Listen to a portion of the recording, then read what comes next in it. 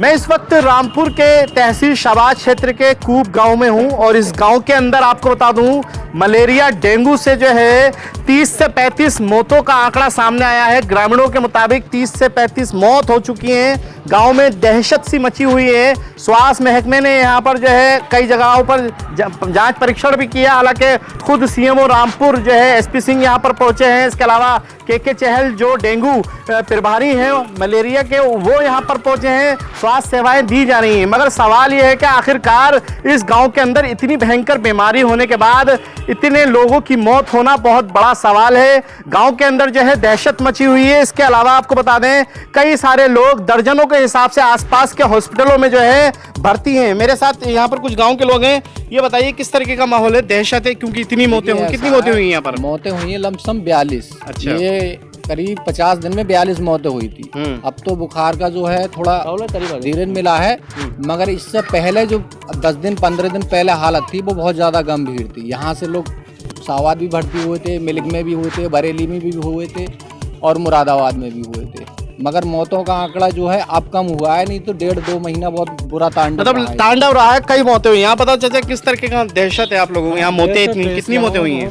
42 की लगभग मौतें हो चुकी हैं। और हर जगह मान लो मुरादाबाद है, बरेली है और गांव में हूँ। लोग बहुत भयभीत हैं, लोग बहुत परेशान है, बहुत पैसा खर्च हुआ और लोगों की जानें नहीं बच पा रही। इधर बताओ कितनी मौतें हो गई यहाँ पर गाँव में? मौतें कितनी हो गई डेंगू से? अरे बहुत ही मौतें हो गई। कितना डर लग रहा है आपको यहाँ पर रहने में? 50 तक हो गई वही। 50 के आसपास क्या देखो आंकड़ा है। यहाँ पर कुछ युवा भी हैं, मैं उनसे बात करता हूँ। वैसे आप बताइए क्या यहाँ पर इंतजाम प्रशासन ने कोई किए हैं? क्योंकि जैसे ही मौतों का आंकड़ा पता लगा है कोई टीम आई है?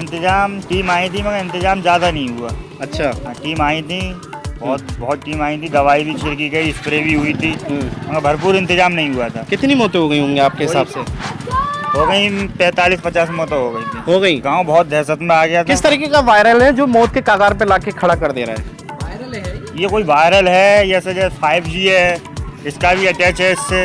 ये कोई वायरल है, वायरस है।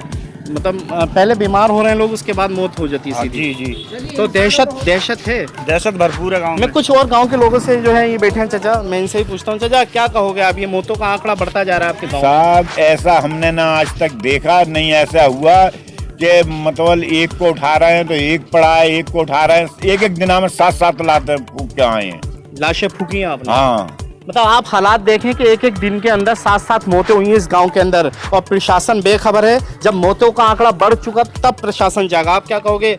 क्या लगता है लापरवाही है क्योंकि इतनी मौतें होने के बाद? लापरवाही की वजह है, मतलब इतनी मौतें हो रही हैं। कितनी मौतें हो गई होंगी? 45-46 मतलब हो गई। मतलब हालात देखें आप 45 के आसपास जो है आंकड़ा पहुंच चुका है। और मैं सीधा इस गांव में तस्वीरें दिखाऊं आप।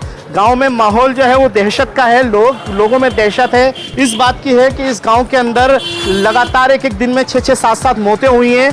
डेंगू का प्रकोप बताया जा रहा है मगर वायरल है क्योंकि लोगों पर अटैक होता है। बुखार 3 दिन से 4 दिन बुखार आता है। उसके बाद जब लोग यहाँ पर भर्ती होते हैं तो कहीं ना कहीं उनकी मौत होती है। तो मौतों से जो है पूरा गांव दहशत में है। हालांकि स्वास्थ्य महकमे की बात करें तो स्वास्थ्य महकमे ने मौतों के बाद यहाँ पर जांच परीक्षण करा, मलेरिया की बात कही। हालांकि प्रशासन के आंकड़ों में अभी भी कमी है, कमजोर है उनके आंकड़े। क्योंकि अगर यहाँ पर हकीकत जाने तो गाँव के लोगों में आज भी दहशत है। उनकी जुबान पर मौतों का सिलसिला जारी है। अब भी लोग बहुत सारे। और मजे की बात यह है कि गांव का खुद प्रधान मलेरिया से प्रकोप में जो है इस समय भर्ती है, उसका भी इलाज चल रहा है। वो मौजूदा वर्तमान ग्राम प्रधान भी जो है यहाँ पर हालांकि वो भर्ती है। मगर सवाल ये है कि आखिरकार इतनी मौतों को होने के बाद प्रशासन ने क्या सुध ली, क्या इंतजाम किए यहाँ पर? हालांकि डॉक्टरों की टीम बताई जा रही है यहाँ पर मौजूद है।